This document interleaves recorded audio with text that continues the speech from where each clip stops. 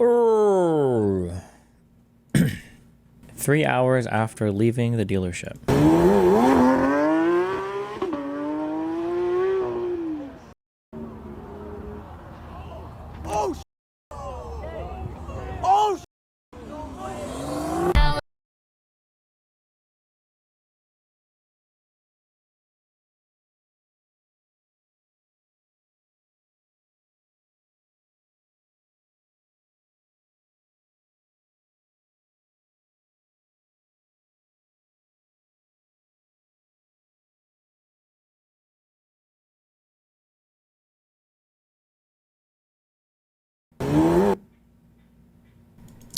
Once rear-engined cars start to oversteer, bro, this is 2025, okay?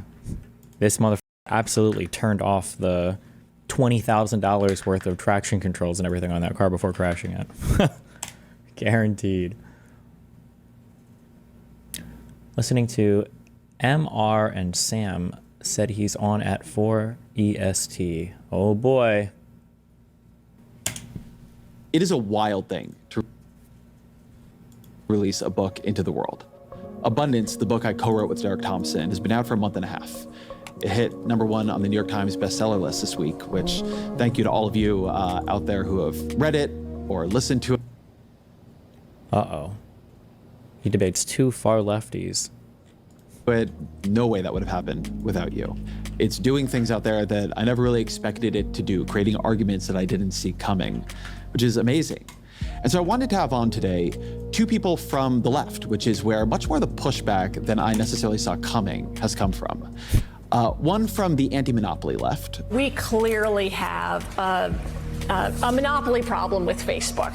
Zephyr Teachout is a law professor at... Wait, what is this? Kelly, thank you very much. Elon, I love the double hat, by the way. He's the only one that can do that. Get away with it. Well, Mr. President, you know, they say I wear a lot of hats. It's true. Even my hat has a hat. Good job.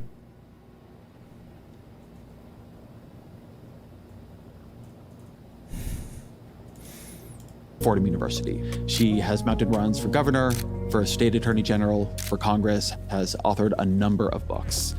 And I also wanted to have somebody on from the part of the left that has become obsessed with building, the Green New Deal left. Right, so what I'd like to see is actually a whole new generation of leaders in the Democratic Party running on a real economic vision to counter what the far right is proposing. Shukat Chakrabarti is running for Congress in San Francisco against Nancy Pelosi.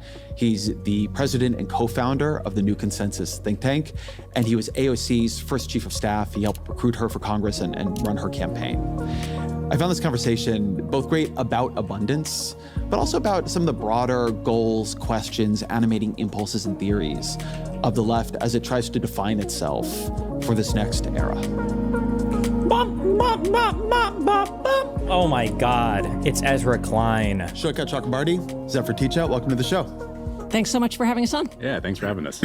So my simplest summary of abundance is it's an effort to focus people on the question of what do we need more of and what is stopping us from getting it. White. So I'd like to hear from both of you about what you think of the book's arguments, where you agree and where you disagree. And Zephyr, why don't we start with you? Yeah, I mean, I appreciate how you led off because I do actually think there's a deep disagreement. I'll start with the deep disagreement, and then there's some areas of genuine agreement, and we should talk about those as well. But I gather you're having us on to really fight out the I want the deep disagreement, right.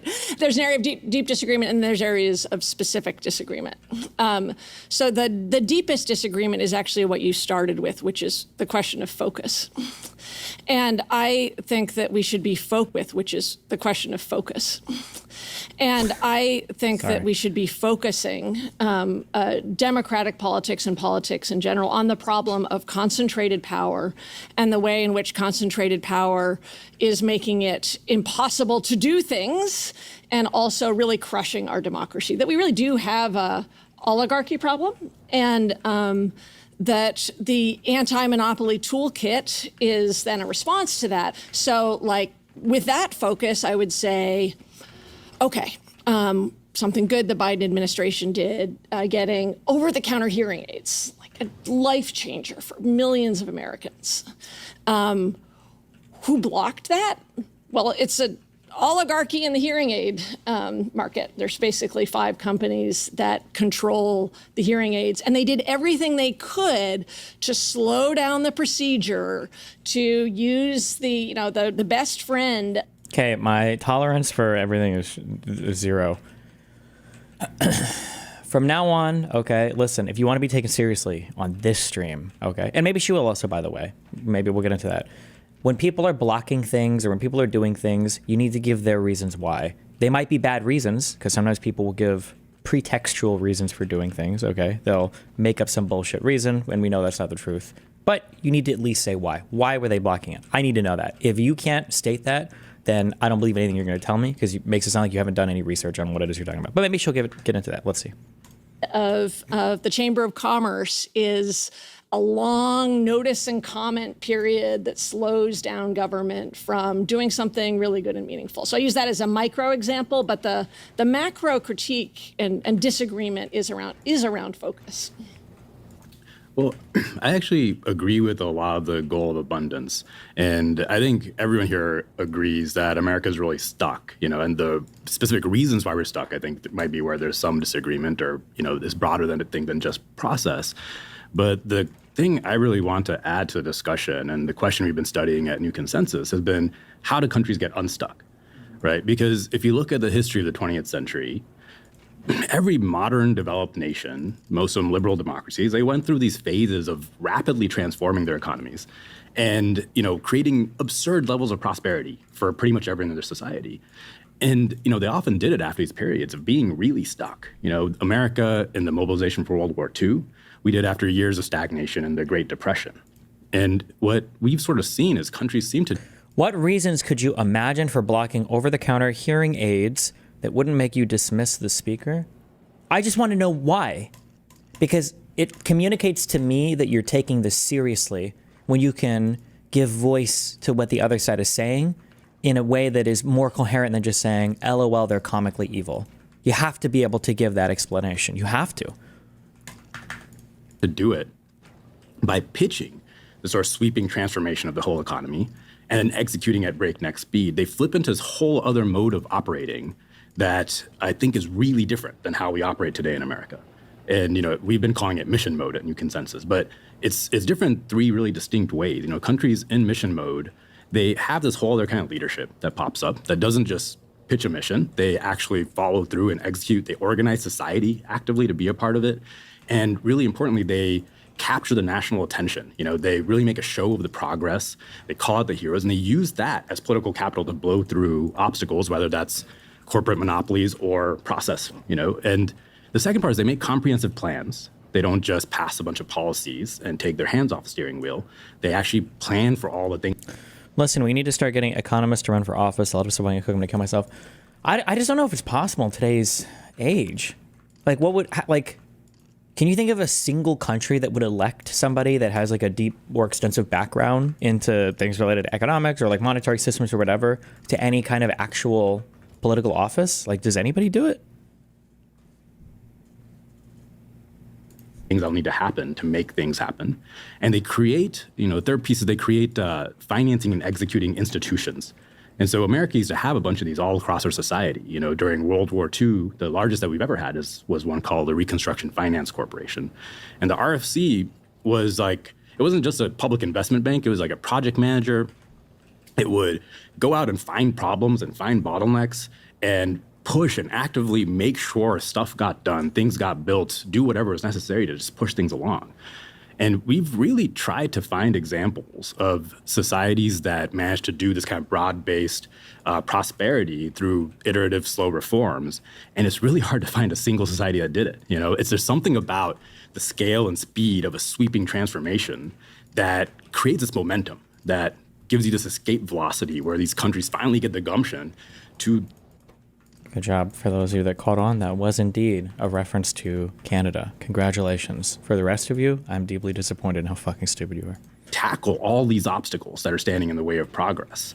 And so that, I think that's the big piece that's missing for how do you actually get past all these obstacles that we're talking about. Oh, this piece is super hard. Yeah, sorry, Zephyr, you want to jump in? I just want to make sure that we keep something I think that is really important, really central, which is democracy.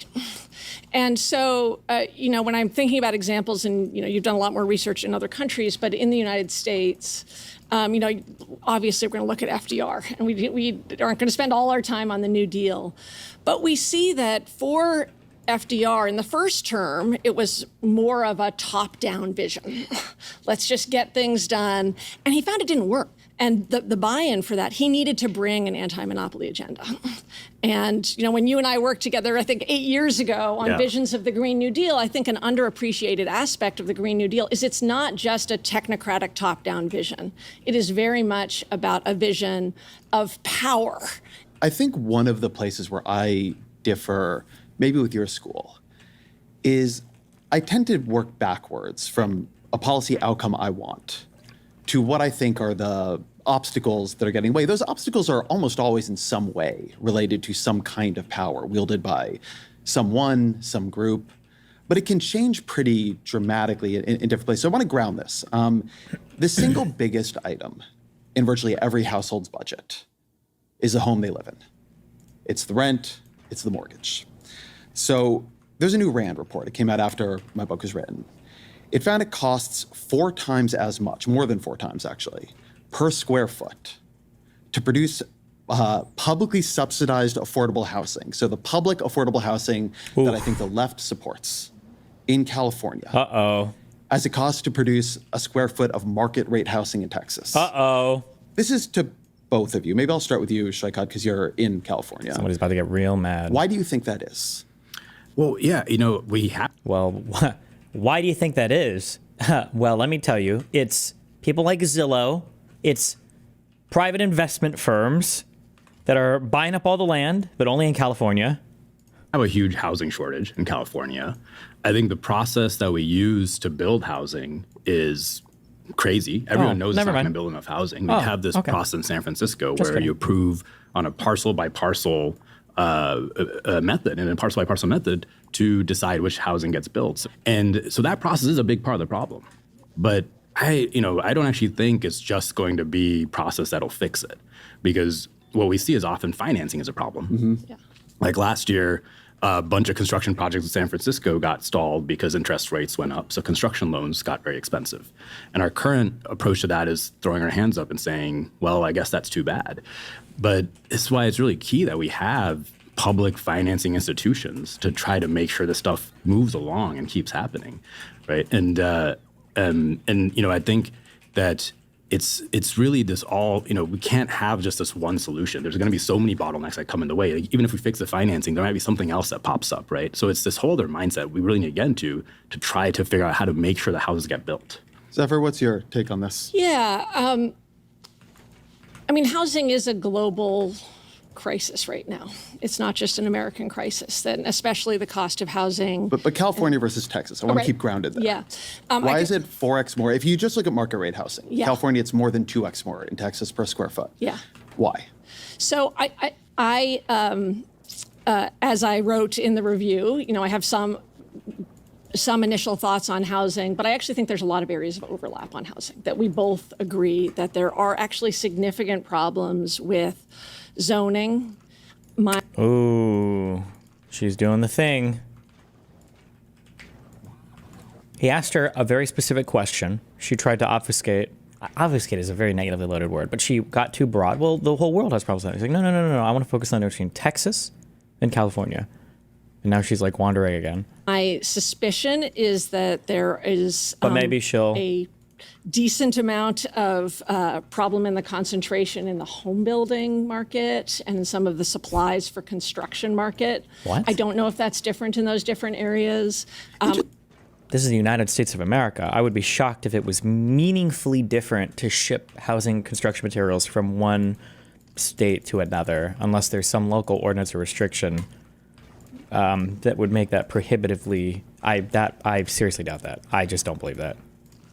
Like, just intuitively, that doesn't sound true at all. But I don't know if it's unlikely to me that California would be much more porous Yeah. to corporate power than Texas. Yeah, but I actually suspect, like, I don't need to fight you on particular housing policies that you're deep in the weeds of. On Oh no, the lazy gardener. She said it. Oh no. Let's not get in the weeds here. Oh. Wait, what channel is this? Sorry. I thought I was on the Ezra Klein show where we do wonky and policy theory and talk about real politics. I didn't know we were on Twitter where we just said random memes. My bad. Okay, let's go back. I don't need to fight you on particular housing policies that you're deep in the weeds of. On zoning policies. No, And I think your theory, as I understand it, is that the main reason for the cost difference is left-wing resistance. Like, is Rick Caruso? You know, I think Rick Caruso is this billionaire in LA who was leading a big NIMBY movement to make sure that you didn't have any reform on single-family housing. Does he fit into your story? Yes. Yeah. Did she like look at him for like assistance? So, I mean, you cannot cover housing in California or New York City, where you and I now live, and not find a huge amount of NIMBYism. Or, I mean, Rick Caruso is currently suing to stop the development of, he's using the California Environmental Quality Act to sue to stop a development next to one of his malls, right? Which implies to me there's something wrong with the California Environmental Quality Act. But I think the reason I'm grounding us here, one is housing is a big deal. I think there's sort of a tendency to it has been interesting to me to see many of my friends on the left sort of yada, yada, yada housing. It's like, no, of course we all agree on that. I'm not sure we all agree. And I want to come back to the question of financing. Fuck, I love that he's hitting on so many things that I fucking bitched at you motherfuckers about.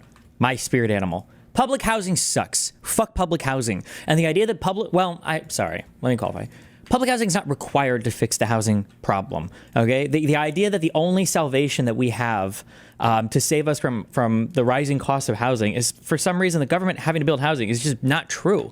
The free market, okay, that we all love so much, markets solve for housing just fine. There are illegal immigrants can work in housing for construction.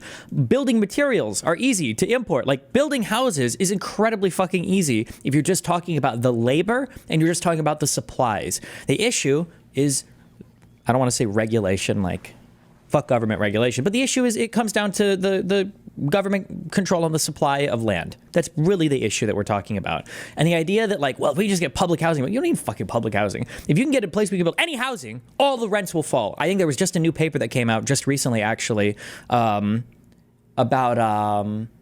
was it Germany?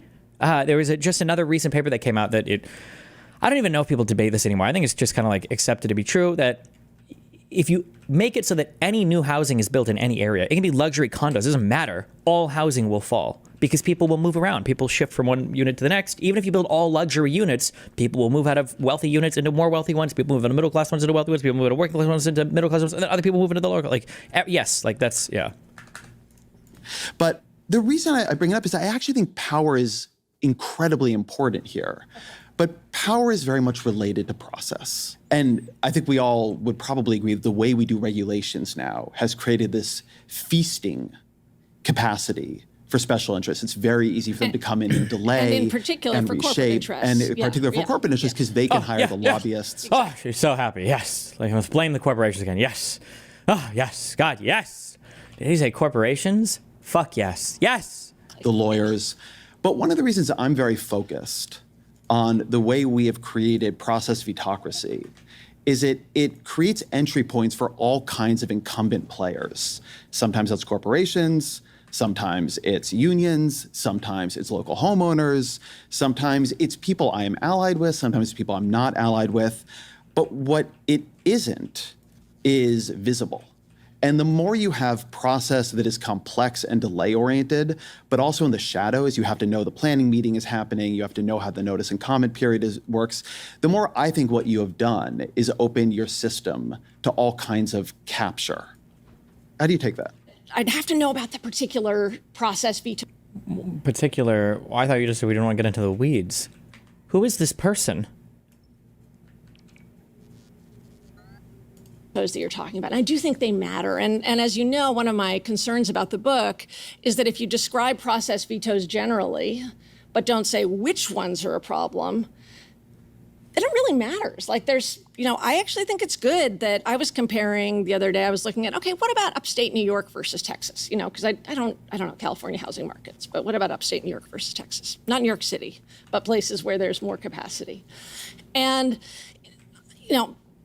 roughly, it's not 2 times. It's about 20% more expensive, 10 to 20% more expensive in upstate New York to build than in Texas. And some part of that is labor. And I think that's good. I think it's good we have a more unionized labor force in New York than we do in Texas. So can I Is he realizing, oh God, why did I bring on somebody from the left to have this conversation? Big mistake. He's realizing it. I come back to you with another example, which is, I think, an area where Well, I want to stay on housing, and then we can talk about another example, because Yeah. what you just said about the cost of construction is important. I want to throw this to you, because this, I think, is where it gets even harder. Zephyr just said, look, one of the reasons you're going to have a higher cost of housing construction in upstate New York than Texas is we use union labor laws or we use prevailing wage laws, depending on what you're looking at. And the more I've dug into this, the more... What? No, I don't. Post on the subreddit. Jesus, what is this? If I send you an email with content and questions and elaboration I put effort into, can you give me an estimated percentages as to whether you read based on average email engagement as well? No. Post it on the subreddit. I have I love come you, though. to see that in blue states or under democratic governments, we have made the cost of public construction very high. The reason I started with an example about why is it more to make publicly subsidized affordable housing? Why does that cost more than market rate housing per square foot in California? Why is it much more than it costs in Texas? Is it begins to force you to confront all these rules the government has placed upon itself. They add delay and they add cost, which if it all then got done would be fine, but sometimes like in high-speed rail in California, it doesn't. How do you think about the cost of construction in a place like San Francisco?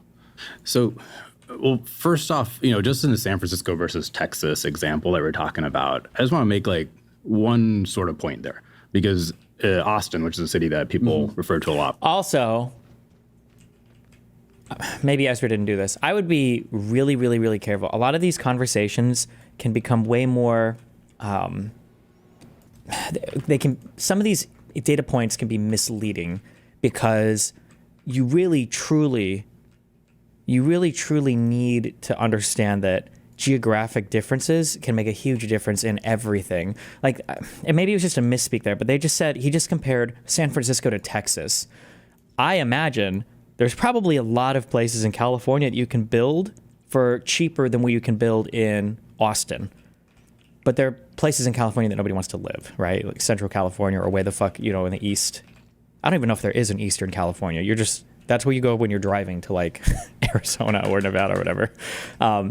So I would be careful comparing because they said San Francisco to Texas, Where they did a lot of streamlined permitting, construction went up, rents went down, really good.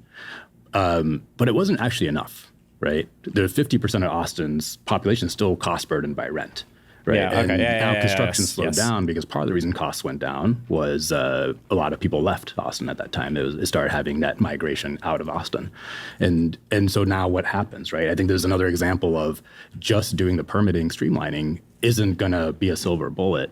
But when you're talking about costs, I'd say, there's not one simple answer. I think the optimism here that I have is you look at Europe, Europe can build stuff way faster and way cheaper than us. Mm-hmm. They have a way more unionized labor force. And I think what I wish we had in America, I wish we had large, union bargaining deals in a sectoral way, the way many European countries do, and do this at a society way. I wish we didn't. No offense. I have nothing against unions, but are unions the answer to the housing shortage problem? I don't think I believe that. Have to, jam all these requirements into legislation because we had actual societal solutions for it. But I think it's possible, and the other thing Europe does is on a lot of these process questions, they empower their agencies to have more empowerment. They have more power to actually make decisions, right?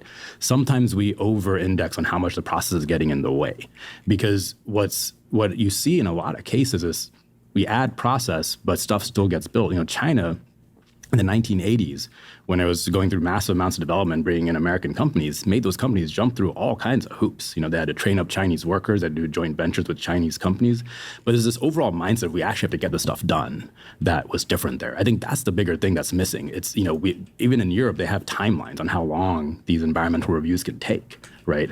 And in America, I think the bigger thing that's happened is we've let open-ended lawsuits and this general kind of culture of letting things languish for. Oh, also, just on a random thing. Holy fuck. Last night I listened to Rob and Pisco debate. Why the fuck does Pisco still talk to Rob Noor? Holy shit, that was a painful fucking conversation. Oh my God.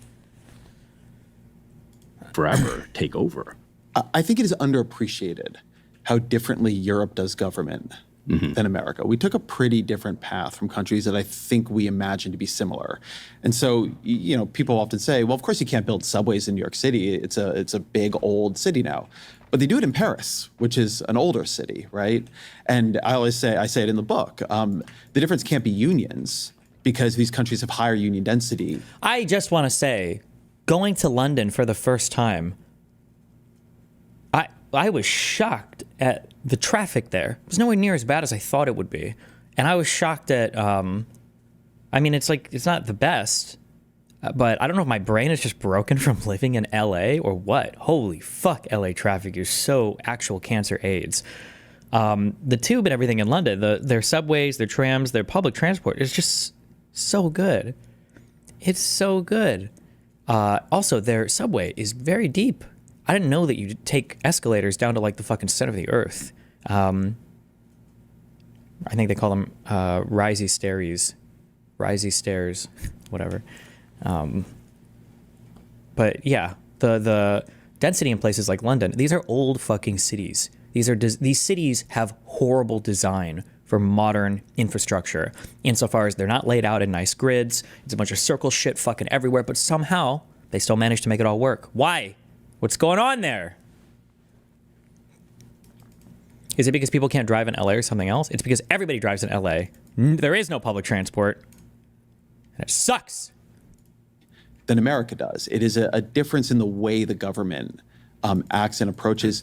Do you have a view on sort of what the key differences are, but more the point why Destiny, London is like the only city in the UK with really good public transport. The other cities are not so great with public transport. Okay, when Europeans are talking in chat, you got to be careful, okay? Because this guy just said that, and he's probably European. Flip Orange is probably from the UK. He said, London is the only city in the UK with really good public transport. The other cities are not so great. When he says the other cities are not so great, what he means is there's like a bus that comes to his stop like once every 15 minutes instead of once every 4 minutes. Or that on Saturdays and Sundays, you might have to wait like 30 minutes at a remote place to actually catch a fucking subway. That's what he means when he says that, okay? Your standard of what is not good in Europe for public transport is way different in the United States. It is so much different than in the United States, where like at Omaha, if you wanted to like get on a bus route, the bus comes like every hour, like on busy times. Like it's insanely horrible. Oh my God. America and Europe took such different pathways in the back half of the 20th century. My theory for why America and Europe kind of ended up differently is Europe actually did. Come back to Warsaw, public transport was so fucking good. Yeah, I remember that. I lived for 3 months in Warsaw. And it was really good. I didn't need a car the entire time I was there. Did I ever tell you this story? The first time I was on public transport in Warsaw, I didn't know how to buy tickets or anything because I've never taken public transport before, probably in my life, maybe once before. And the only time in my entire 3 months in Warsaw that I ever had a ticket fucker walk up to me and fuck me because I didn't have a ticket was the first time I ever got on one. I was so traumatized from that one experience. He made me get off at the next stop. And I'm in a strange area surrounded by CHZYKs. And I had no fucking idea where I was. And I'm like, I don't ticket. And I'm like trying to buy it. I think he thought I was just trying to scam him or whatever, but like, fuck me.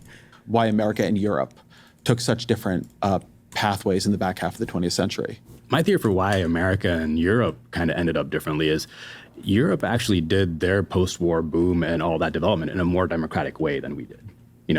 We had this Robert Moses era. where we didn't get a lot of public buy-in. We did, demolish a bunch of communities. Did you pay a fine? And then we got the No, he backlash. just And kicked me now off we on the can't next build step. for 50 years, right? Whereas Europe, I think, took more of an approach of trying to bring society in through this development. But I think the larger theory of why everywhere stagnating is, I think countries just have to go through these periods of renewal where they really go for it. And all the European democracies did this. Wait, real quick. Do the new fluid dynamics mean that I can just connect like 8 steam turbines all in a row and I don't actually need... Oh, no, that's not true. Because if this consumes up to 60 per second and this outputs up to 103 per second, then it's still only 1 or 2 per thing, I think. Never mind. In peacetime, post-war, right, when they're doing their booms. And it's in these contexts of a larger society-wide transformation that you're able to do things like change the housing rules. Because housing is a big deal, but if you just do a whole politics around housing, that's not a big enough constituency to call for the huge kind of structural reforms you need across society, Does America have the population density to support public transit? Maybe in the East Coast. I think you do. Look. In Florida, on the east side of the southern part of Florida, there's a city called Miami. On the west side, you've got a city called Tampa, okay? If I go to Skiplagged and we look up Miami to Tampa,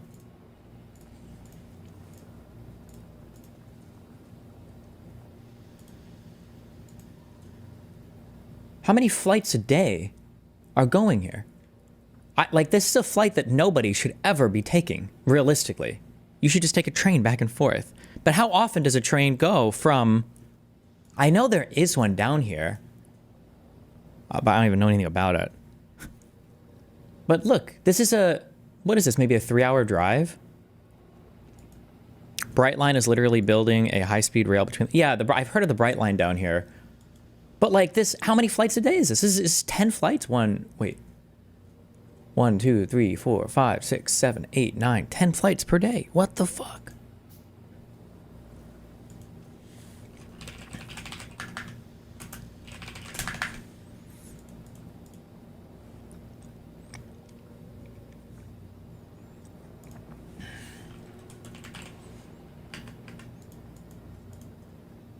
There's 5 stops for this. God, it's okay. They're working on it. Oh, it doesn't go to Tampa yet. Well, at least it goes up to Orlando.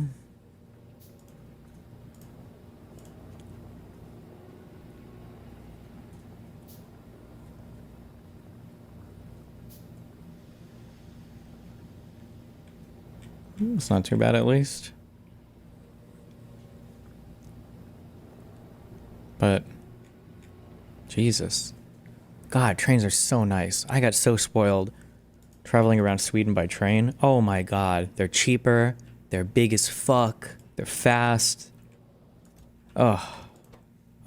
In France, for example, they built TGV, their national high-speed rail during their post-war boom. I know you talk a lot about California high-speed rail, but like, if you look at how they did that versus how we did California high-speed rail, it was this comprehensive plan where they pitched the country on the whole. What if Americans just like their trucks and SUVs and no amount of public transportation can change that in many of our cities? It is a culture problem. I've mentioned that before. Americans really like big houses, and we really like, there's a heat exchanger. We love our big houses. We love our cars. And public transportation in the United States is just, it's kind of associated with like poor people. Like if you're taking public transport, it's because you're kind of like poor. We did that versus how we did California high-speed rail. It was this comprehensive plan where they pitched the country on the whole network, right? And so because it was this huge network, they planned for all the surrounding industry. They built out universities to train the engineers. They built out, rolling car set industries to build the train sets. They built out all this, steel industries. And they even planned, this is when they're deploying nuclear power all over France. They planned their nuclear power deployment in a way to make sure they would have the power to power the trains. And I'd say that whole thing was even made possible because France was in the middle of a larger national renewal where they were building out their whole economy. And Charles de Gaulle even talked about it as a mission for France, actually. But in the flip side, we got California high-speed rail where they had this project, which was one line, and I just think it wasn't big enough to use the political capital of that project to push through the CEQA reforms or whatever other reforms we would need. to make that go fast Well, they enough. also didn't try, right? They I don't didn't think it was try. kind of. I don't think it was. I think it has been more recent that there's this sort of appreciation that something has gone wrong. It's like these examples have stacked up: the Big Dig, the Second Avenue subway, high-speed rail. Yeah. And I mean, it takes time to realize you've gotten into a hole. Well, I think we've lost that muscle. I think we've totally lost that muscle of how do you actually do the kind of comprehensive planning, the execution of these big projects and the transforming your whole economy. And so I don't think they thought they weren't trying. They were just doing the normal thing politicians do. Zephyr, there was an I example think you had wanted to bring Yeah, in. well, I actually do want to turn to green energy because I think it's really important. But I Okay. do want to use pick up on what you're talking about the Second Avenue subway. And as you point out, Ezra, it's not because of labor costs, because comparable projects have similar labor costs in Europe. Thank God.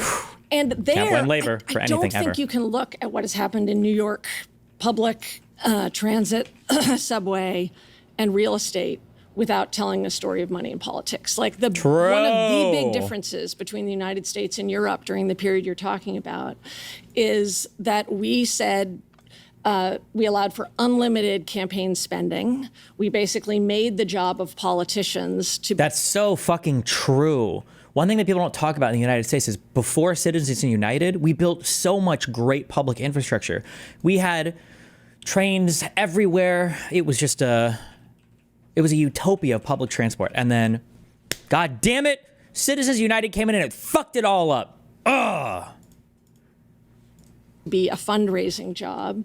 And then in Citizens United, supercharged that by allowing corporate spending. So in New York, to True. be particular about housing and the subway, it meant that the Real Estate Board of New York has this outsized power in state politics and gets just a lot of giveaways that most people think didn't make that big a difference and led to really expensive per square footage housing. So that sort of occupied the space on housing. And then it led to New York state government under Andrew Cuomo first starving the subway. So then it had to spend all its money doing fixes that would have been much cheaper to fix earlier. So, and something that I do think you point out in the book, which is they also starved state capacity. You know, they really said, let's consult everything out and pay big consultants. Well, watch HVH and Sam Sederson. We will when it But comes that up. that is downstream from the centralized corporate power over politics. And I think one of the things that's underappreciated is how enervating big money politics is how it drains politicians of dynamism, is how much big donors actually want government to not The act. donor Not just in class. the lobbying front, which we've talked about earlier, but in talking to whether it's governors or congressmen, is that their tendency is towards no as opposed towards dynamism. And when you actually have a popular politics, people want to exercise that power.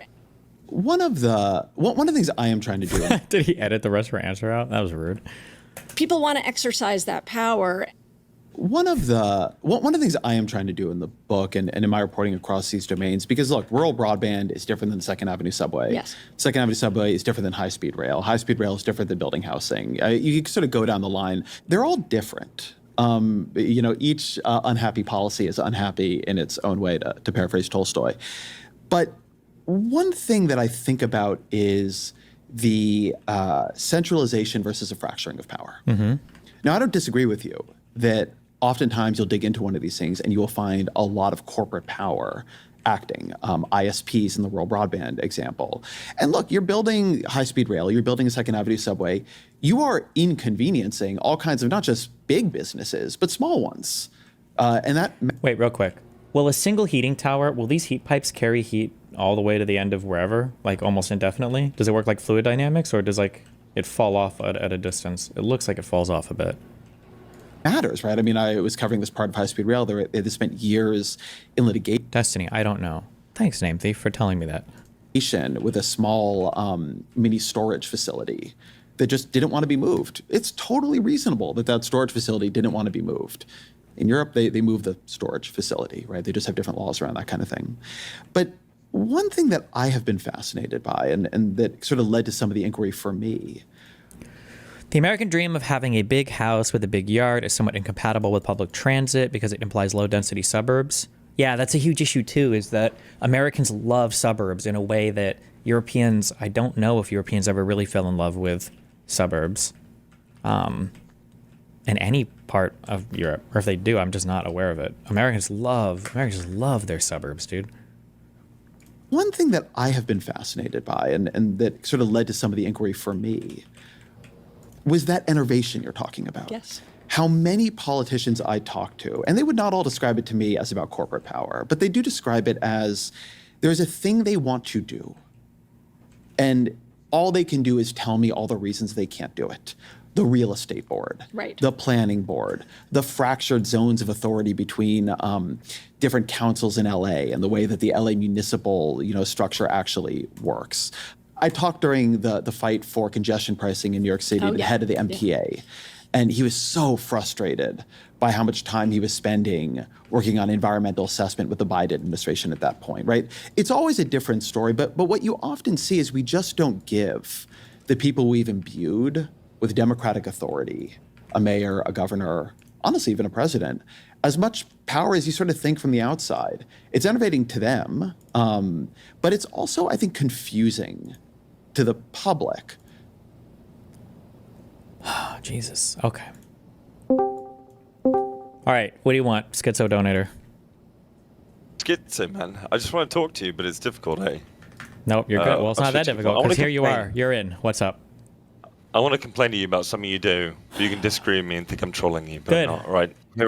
All right. Sometimes you'll do this thing in your fucking videos. You do it all the time, Stephen. You'll go, I'm going to guess what this person's going to say, right? Some conservative usually, and you'll guess what they're going to say, right? But no matter what they say, you always win. And it's really irritating. If you're right, and they look like an idiot, right? If you're wrong, but it's worse than what you said, then it's like, oh, this guy's even worse than what I thought, even though you're completely wrong. And if you're wrong, but they're better, it'll be like, oh, for once this fucker was actually not so shit. So no matter what you do, you're always correct. It always Wait, how does makes the latter make me wrong. correct, though? So Like for in this example, one, let's say you were guessing. so in this one, for instance, earlier, I thought this guy on the right was going to give a really retarded answer when Ezra talked about I know, something, and I but think I was like, oh, I he's probably going to say understand. something like this, but he said something, and I was like, oh, no, okay, that's better. Yeah, but the implication is like, oh, I'm surprised. These bunch of idiots finally got one thing right. Does that make sense? That's the implication, at least, to the stream. Yeah, for sure. And I know, but I some mean, of the I mean, viewers, like, I it's think, just like, I mean, the they look implication stupid. is, Sorry. I think the implication is somewhat like intentional. Like that's not like by accident. I don't like the fact that a lot of talking points are like copy pasted today, and it feels like a lot of the conversations that people have are surface level at best on a lot of these things. So you can basically print all the talking points off, and then nobody really critically addresses anything. So yeah, I mean, I definitely right, do but this. This Yeah. will work for Okay. you because you're trying to give a perspective of your political opposition, and it will work because this favors you. But it annoys me because I understand.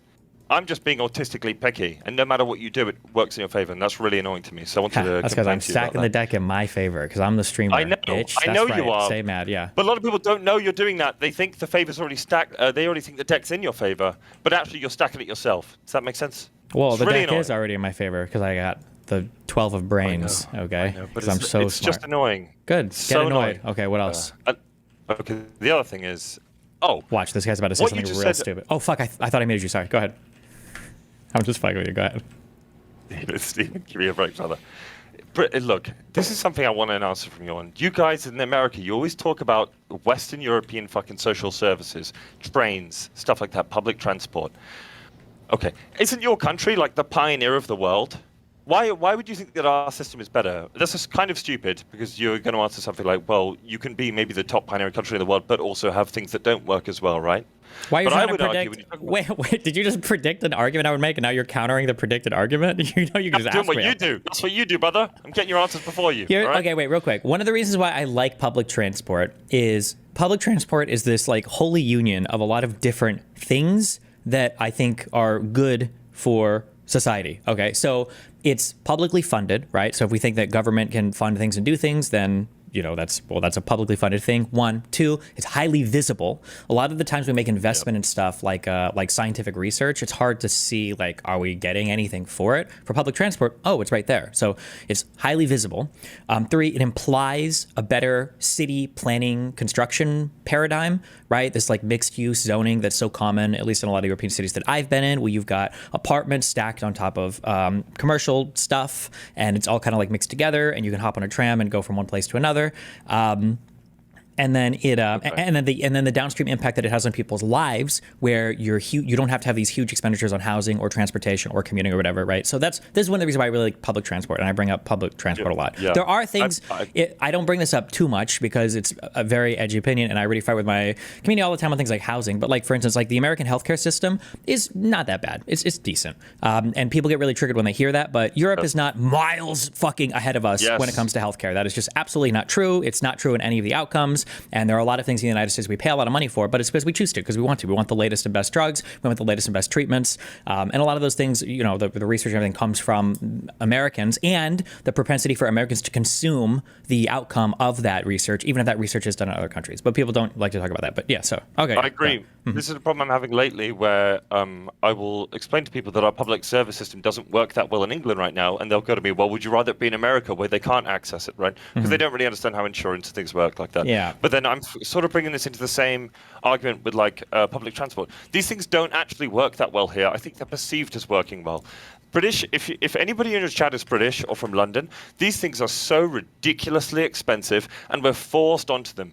When you go around London, you'll say you won't see much traffic. It's not because nobody owns cars. It's because you can't park them, because your car parking spot costs as much as somewhere to live in central London, zone 1, zone 2. Sure. Also, you although get in America, I mean, depending on the city you're in, parking could be pretty fucking expensive too. If I want to drive to South Beach and go eat at a restaurant, I might be paying 20 USD to park, for an hour, unironically. Do you understand how expensive trains are in the UK? Like, do you have a vague idea? By the time I started traveling to London, I was already rich, so I just tap my card and I don't ask questions.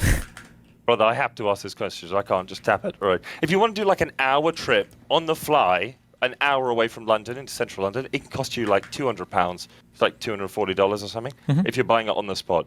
This is ridiculous money. And what we do is we get forced into paying for them. Wait. Because For a flight, right? Did you say? That's a top end. Sorry, that's a top end payment. That's like for a flight though. Wait, why are you talking about for a flight? No, sorry, not for a flight, for a train. It's like first thing in the morning if it's like peak hours and you're buying it on the fly. This will be like $250 ticket to go an hour.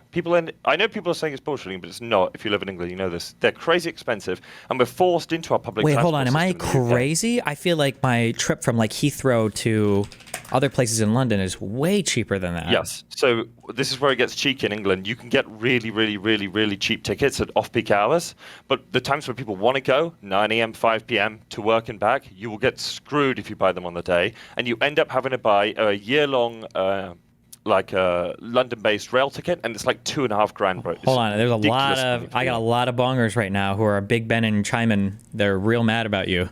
Just pull it up then. Get other London cucks in the call. We need to corroborate this. Ask where in London he lives. Bring somebody in London in. They don't know shit. Underground trains are cheap. They're cheap. Look, I'm not talking about underground trains here. I'm not talking about underground trains. I'm talking about over rail trains. Why would you go on rail when you could just take the tube? Why would you? Well, that's an interesting question. It depends where you live, right? You can only get the tube if you live in like zone 1 through 6 of London, but anything outside there. And you also kind of want to go over rail for a few of those trips anyway, because they only go through certain lines. But they get crazy expensive, brother. Crazy expensive. And you're forced to. So when you're saying, why isn't there traffic in London?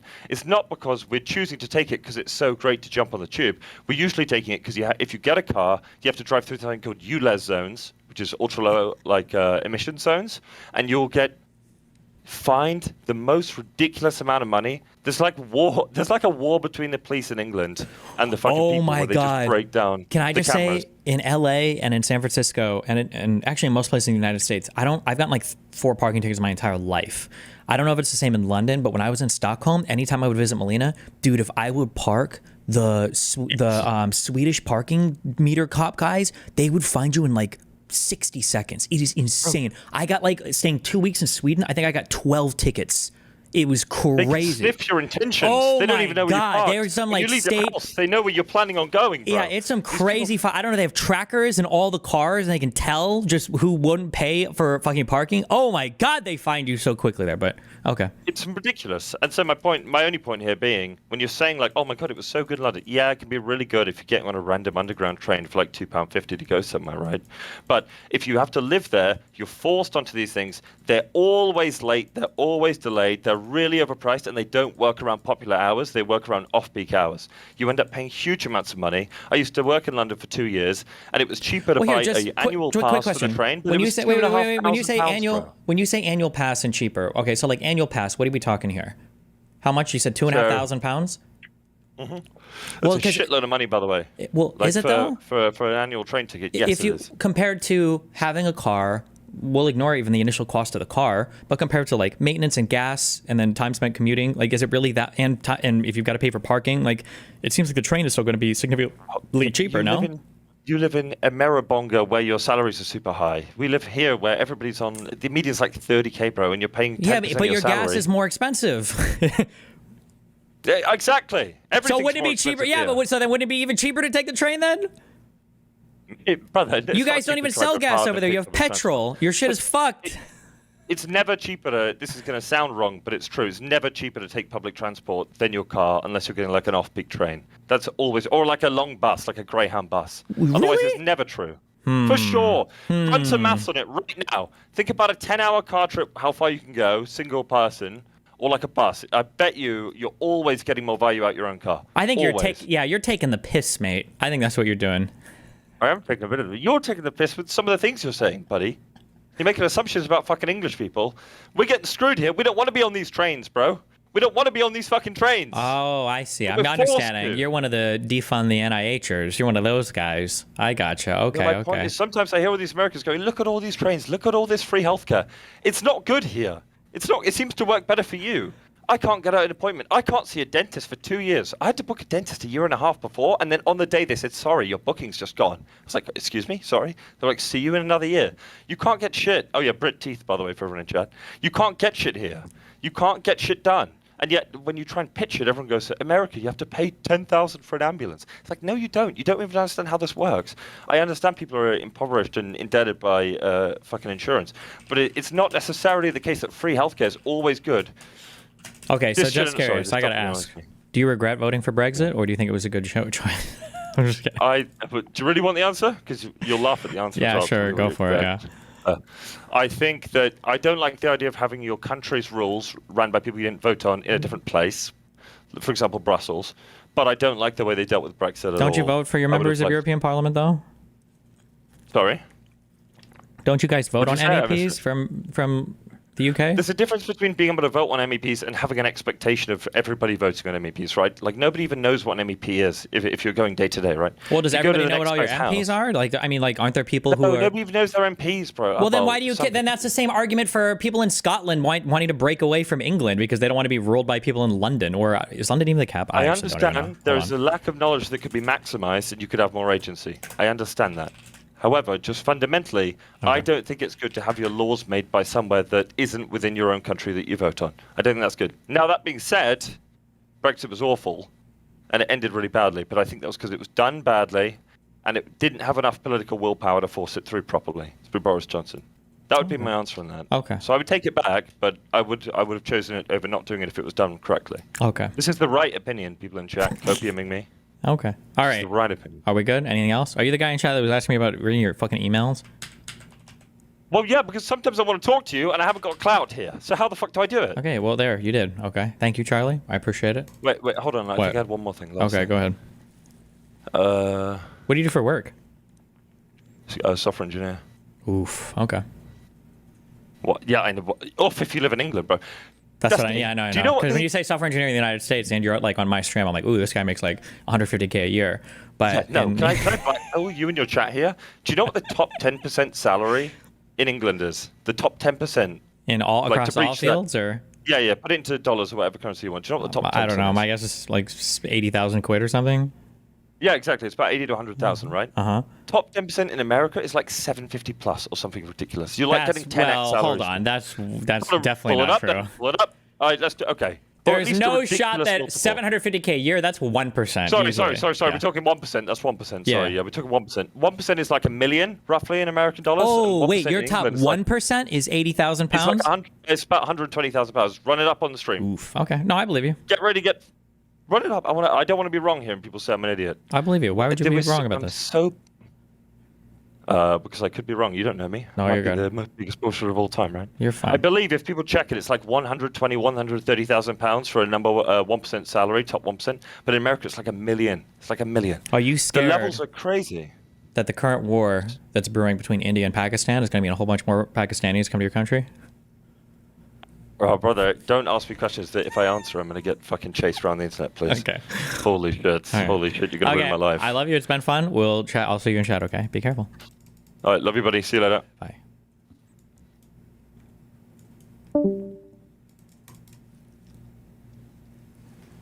Pakistanis are like the gypsies of England. I don't even know why. I just have that vibe.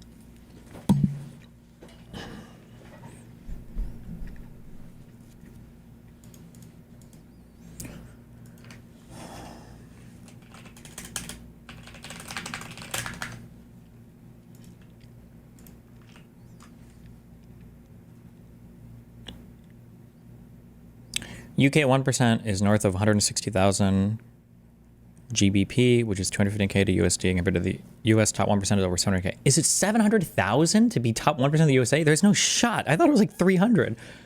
How much money earn to be top 1% earner USA? Do you know what is a quid? Isn't a quid just a pound? 800,000? Jesus. I thought it was like half that. Okay.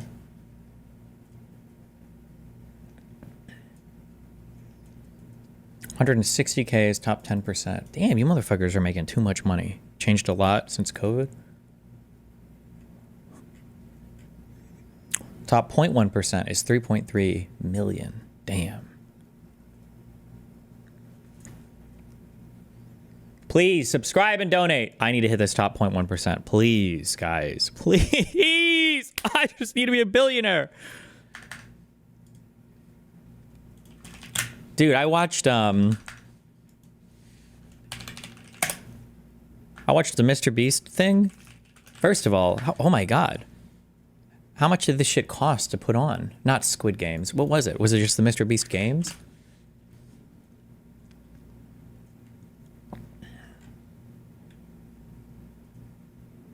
An Autopsy by Big Joel. This guy hates us and we hate him. I don't hate him, but we've argued a lot before.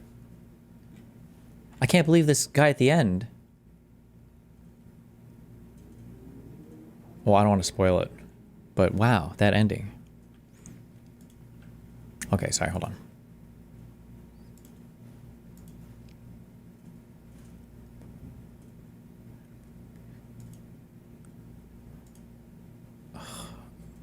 Talking to Sam Cedar at 3 p.m.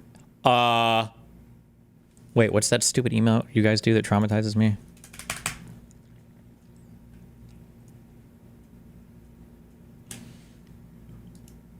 Dink, dink, donk.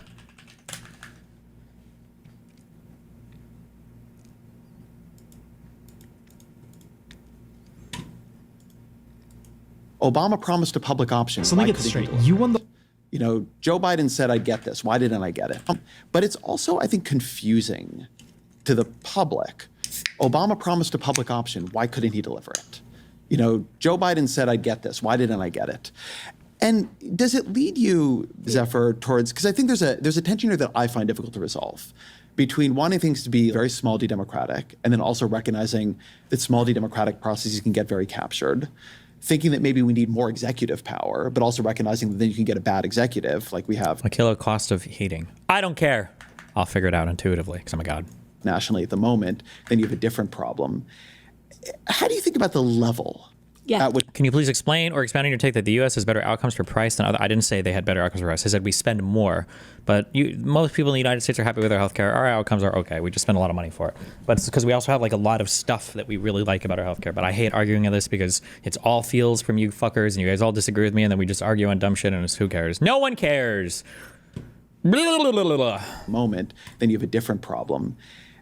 How do you think about the level Yeah. at which power should be exercised and the ability of some central voice to say, thank you for your concerns. We're doing it this way. Yeah. So I love the question, and I think it is sort of just telling the truth about the nature of how power is organized in society today. And I don't think it's just a few instances. I mean, this may be an area of difference. I think that the major enervating power is actually centralized corporate power, and I think you'll find What? it in area after area. Oh, shit. Is she going to say corporations are bad? Oh, my God. What? Area after area. So let's talk about green energy. You're probably, I think, familiar with the New York Sabin School, and they come out with this report fairly regularly on where are there like checks on local rules. Wait, what? 2-hour conversation Sam Harris and Ezra Klein had? Wait, when did this happen? Against green energy building. I'm banning you. I'm sorry. You're not really against a public option, right? You're just banned. You're perma-banned. I don't know what content of mine you could have ever consumed. I have every single time I bring up healthcare, I say I think a public option is fine. I have no idea what, like, there's no way you even asked that question in good faith. Get the fuck out of here. And so I took a look at Years ago, it's infamous. Oh, okay. I thought it was recent. Okay. it the other day, and it's How do we explain the life expectancy gap? Huh. How do we explain the life expectancy gap? Well, quite easily, my friend. It's called black people. Just kidding, but not really. majority red districts in New York, and it looks like around the country, that there's these new rules that come in that say you can't build solar. Yeah, you know. green energy has become a culture war. Right, green energy has become a culture war. And so I look at that and I say, I have a very clear story of where that came from. That came from 2010, when the Koch brothers decided to threaten every The Koch brothers? Whoa, that's the George Soros for the left. Dude, those Koch brothers, they're doing everything bad. They're doing everything bad. What does that joke even mean? In the USA, we have like some of the outcomes related to certain racial groups breaks down like in dramatically different ways for a variety of reasons. I'm not making any ethno-essentialist argument. But if you're analyzing things like healthcare or life expectancy, I'm sorry, let's say broadly speaking, like life expectancy, I don't think life expectancy is just a question of healthcare. I think there's a lot of other factors at play there, and especially if there are certain demographics that have much lower life expectancy because of things like homicides or whatever else. Like it's just a thing to factor in when you. Is there any truth to the Koch brothers shit? I'm sure they do fund some political activism or whatever. I don't know how. And so I look at that and I say, I have a very clear story of Although I think also white people were putting in our best, or we were recently with the whole fentanyl and I don't know how meth affects your life expectancy, but at least the fentanyl shit. I don't know who. I think that was it mainly white people doing painkillers? I'm not actually sure. I feel like when I think of like prescription drugs, like Xanax and Percocets and stuff, that feels like a white girl drug to me. I don't know how often. Like, do black people do downers? I actually have no fucking idea.